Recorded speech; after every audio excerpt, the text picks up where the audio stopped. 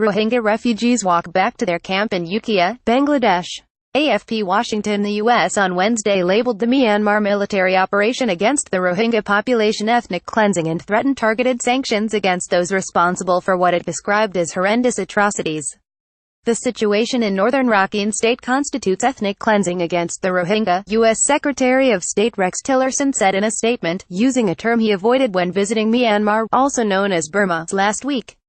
The U.S. will also pursue accountability through U.S. law, including possible targeted sanctions against those responsible for the alleged abuses, which have driven hundreds of thousands of Rohingya into Bangladesh, Tillerson said.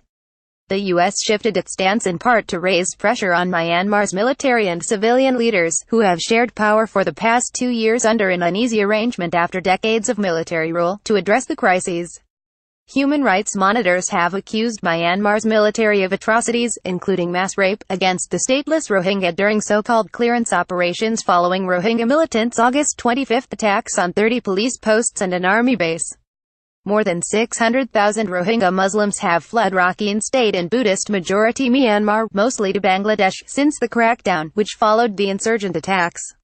These abuses by some among the Myanmarese military, security forces, and local vigilantes have caused tremendous suffering and forced hundreds of thousands of men, women, and children to flee their homes in Myanmar to seek refuge in Bangladesh, Tillerson said. While repeating the U.S. condemnation of the insurgent attacks, he added no provocation can justify the horrendous atrocities that have ensued.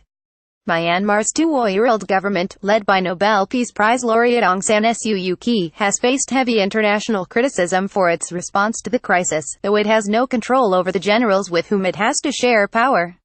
It's not a situation that is completely under her authority, but certainly we are counting on her to show leadership and also to work through the civilian government with the military to address the crisis, a senior U.S. official said. Reuters.